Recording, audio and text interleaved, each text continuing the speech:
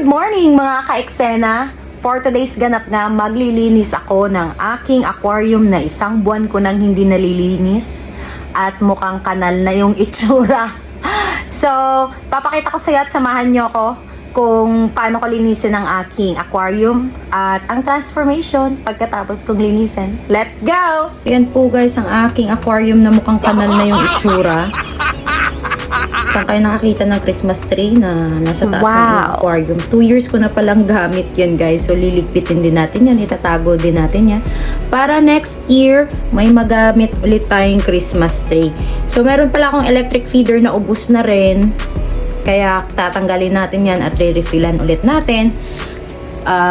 Tsaka nagpapasalamat din pala ako dito sa electric feeder ko kasi lagi ko kasi silang nakakalimutang pakainin at saka anong oras ko silang napakain. Lagi kong sa sobrang busy guys, hindi ko na alam. So tignan nyo naman yung kulay ng ating tubig. Mukhang kanal na, sobrang brown na. Tsaka ang dami ng lumot. Pero partida guys, buhay na buhay pa yung mga alaga ko. Wala pala silang mga pangalan kasi sa sobrang dami nila, nalilito na ako minsan kung anong ipapangalan ko sa kanila. Kaya ang tinatawag ko sa kanila ay fish lang. Ganun. Very basic.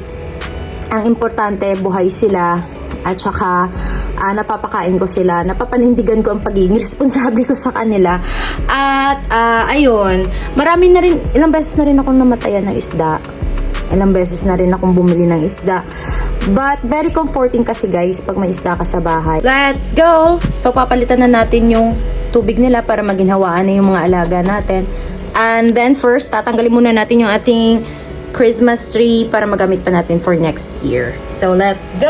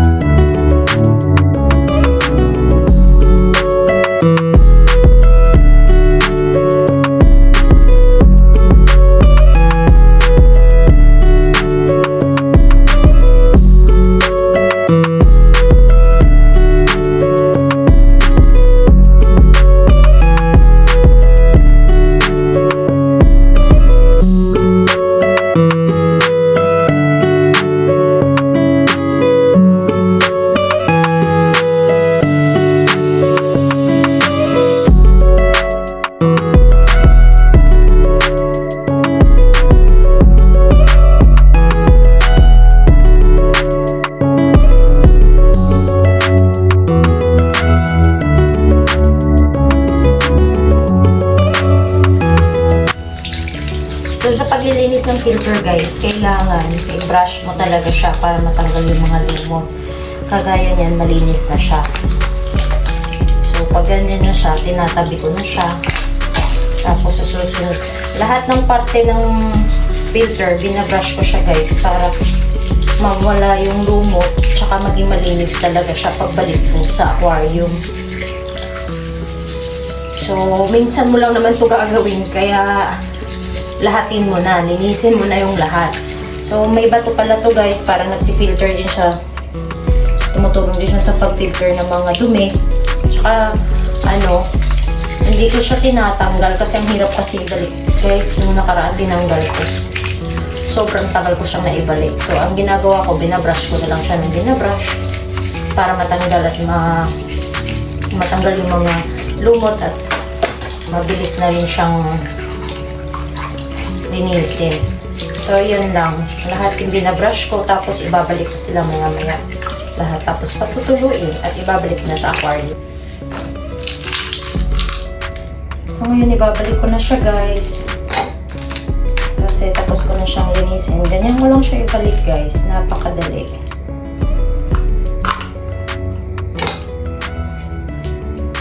Yan. Tapos yan lang.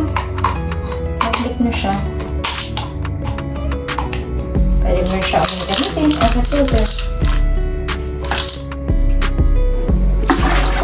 Babawasan muna natin yung tubig guys ng aquarium kasi hindi ko siya magbuhat ng ganyan karami ang tubig niya.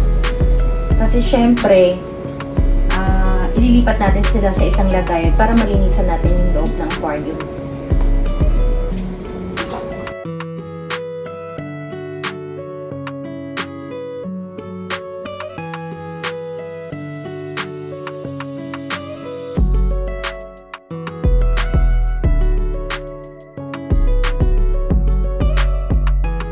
Tatapon na natin yung tubig kasi mabaho na siya.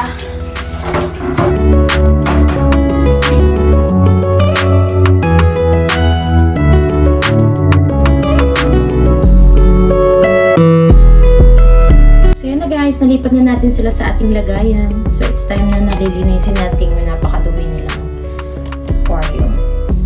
Let's go! So, ganyan po guys kadumi ang aking aquarium sa isang buwan na hindi ko po nalilinisan. Tignan nyo, puro yung tae guys, tsaka kung ano-ano pa, mga buhangin, at tsaka alikabok. So, let's go guys, linisin natin.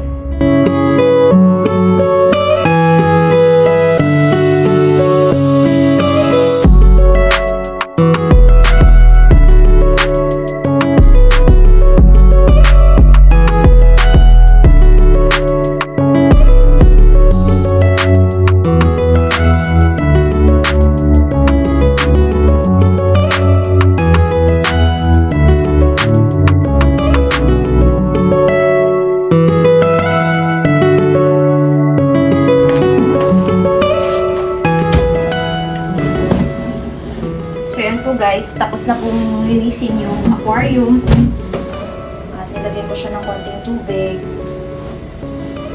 Punasan na lang natin yung aquarium tsaka lalagyan ko ng tubig at lalagyan ng anti-chlorine. So, let's go! Lalagyan na natin siya ng tubig guys para maibalik na natin yung mga isda natin sa aquarium.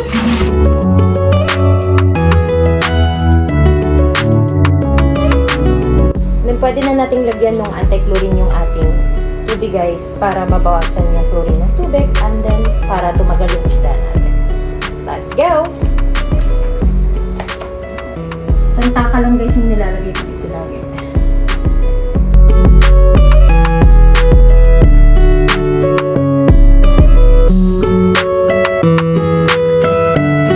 Okay na, so tapos na guys at maya-maya pwede na nating ibalik yung isda natin dyan after 30 minutes. See ya! After 365 days, tada! Nalipat ko na sila guys at sobrang tuwa ng ating mga alaga. Kasi nakita-kita na sila guys. Kanina sobrang dark ng tubig. Hindi sila makita-kita kahit nasa sa isang aquarium lang sila.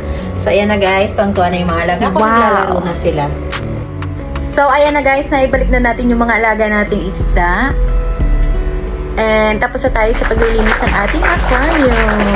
Ganyan naman guys, nilagyan ko na ng mga decoration yung aquarium nila para may pagtaguan sila sa isa't isa pag nag-aaway sila.